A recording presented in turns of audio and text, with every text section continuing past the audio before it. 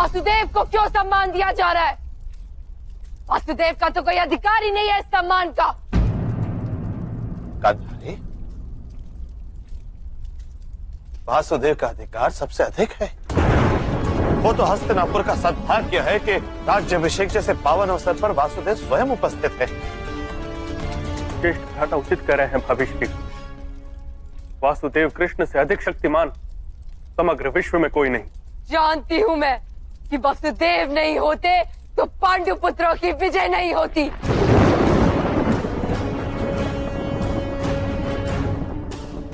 ये युद्ध ही नहीं होता।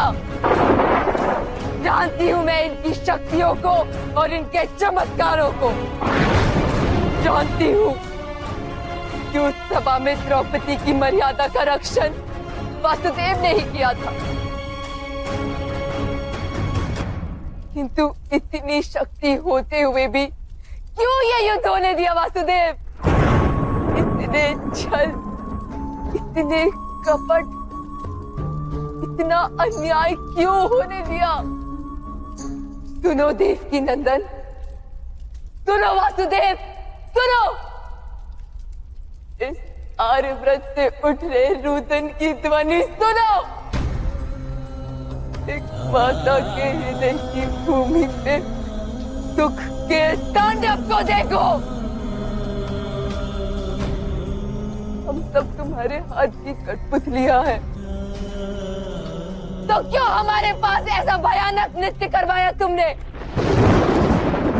कुरुक्षेत्र की भूमि पे सबसे बड़ा धर्म तुमने किया है वासुदेव, तुमने। वास्तव में दंड के अधिकारी तुम हो। मैं महातपस्विनी सुबल कन्या, मैं महायोगिनी धृतराष्ट्र पत्नी, मैं महाभागिनी गुरुराज माता आज तुम्हें श्राप देती हूँ। नहीं गांधारी,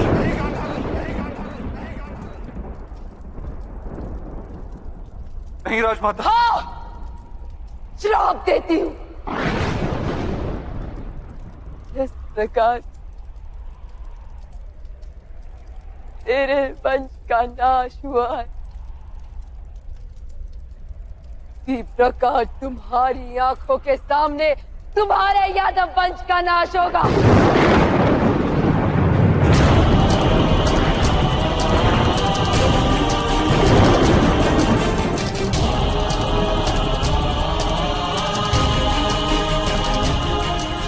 पशुओं की भांति सारे यादव पुरुष एक दूसरे का रक्त पी जाएंगे और बछड़ों की भांति सारे यादवों के बालक क्रंदन करेंगे। उनके आंसू पोंछने वाला कोई नहीं होगा। जिस प्रकार मेरा नगर दुख में डूबा हुआ है,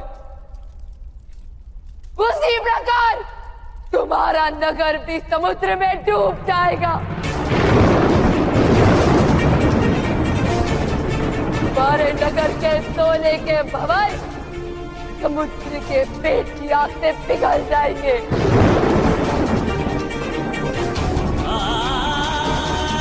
और तुम किसी वन में अकेले अशक्त और वृद्ध पशु की भांति एक शिकारी के हाथों फेंक दिए जाओगे।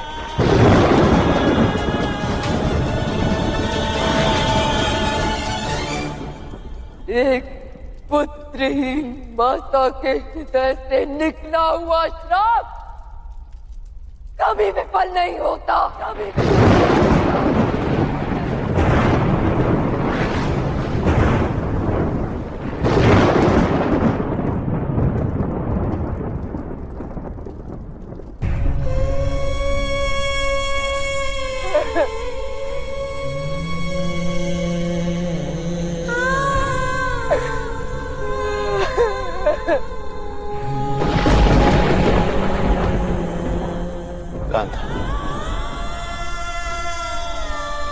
ये तुमने क्या किया? वासुदेव को उनके उपकारों का इतना भयानक फल दिया आपने। इससे उचित तो ये रहता कि आप हम 5 पांडवों को समय के अंत तक नरकवास में चलने का श्राप दे देते। परंतु माधव को इतना भयानक श्राप देकर आपने समग्र विश्व को अनाथ कर दिया। जी अपने श्राप का निवारण कीजिए।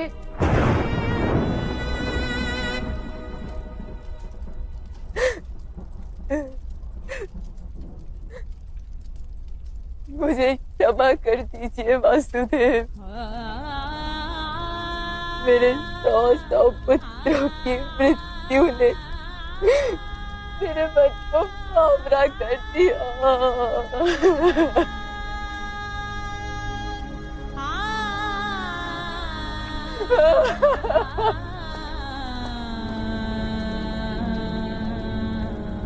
माता, आपने कुछ भी अनुचित नहीं किया माता।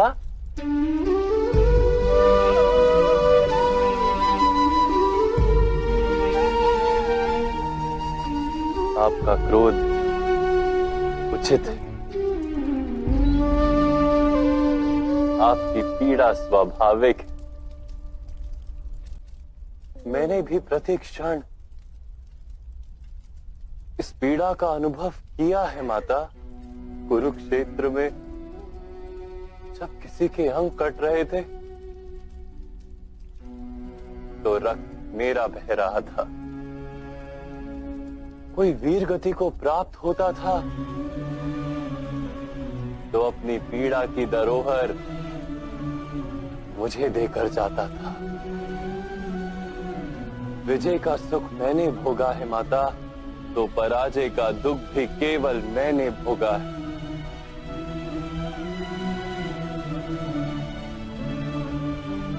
मैं ही आपका शत्रु हूं माता, किंतु मैं ही आपका मित्र भी हूं, मैं ही आपका पुत्र भी हूं। मैं ही हूं जिसने अश्वत्थामा को श्राप दिया, और मैं ही हूं जो श्राप को भोग रहा। दुर्योधन की जब जंघा टूटी माता तो वो चीख मेरी थी। मैंने जीवन भर माताओं के आशीर्वाद को ग्रहण किया, तो आज ये वासुदेव कृष्ण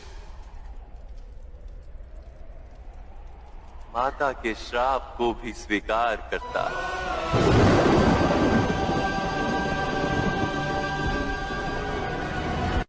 मैं आपको वचन देता हूं माता,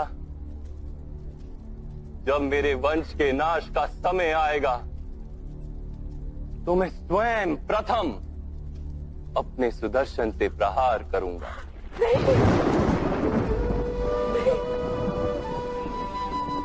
इतना भयानक श्राप ये मेरे मुख से निकल गया। माता, आपका कोई दोष नहीं था। आशीर्वाद और श्राप तो समय अपनी योजनाओं के अनुसार बुलवाता है। आपके शब्द तो केवल नियति के कार्यों में निमित्त बने हैं बस।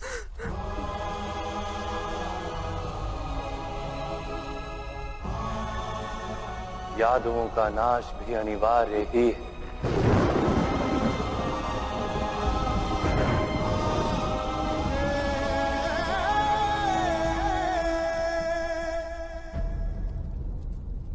यादवों का नाश अनिवार्य है कृष्ण, तो तुम्हारे अपने उनकी सुरक्षा के लिए तुमने कितना संघर्ष किया है, द्वारिका नगरी बसाई, और तुम उन्हीं का नाश कर दो। मैं नहीं बुआ, समय उनका नाश करेगा। यदि यादव इस युद्ध में भाग लेते तो उनका भी नाश हो जाता, किंतु वो अब भी पुरानी व्यवस्थाओं और परंपराओं के साथ जी रहे, परंतु अब अधिक दिन नहीं जिएंगे। शीघ्र ही यादव स्थली नष्ट हो जाएगी। परंतु वासुदेव, परमात्मा ने इतना विशाल आयोजन क्यों किया? महामंत्री, आर्यवर्त की ये पुण्य भूमि 16 जनपदों और कई अन्य राज्यों में विभाजित। यहाँ की प्रजा को ये ज्ञान ही नहीं था कि वास्तव में वो एक राष्ट्र की प्रजा ही है, किंतु अब समग्र आर्यवर्त में एक शासन होगा महामंत्री। एक जैसी व्यवस्था होगी, एक राजा होगा और राष्ट्र का एक नाम होगा, एक जैसे सिद्धांत और एक अनुशासन होगा। इस भूमि पर एक ही ध्वजा होगी और सबके लिए एक जैसा न्याय होगा। आर्यवर्त की ये भूमि भरत के नाम से भारत भूमि कही जाती थी, किंतु अब प्रथम बार ये भारत राष्ट्र कहा जाएगा।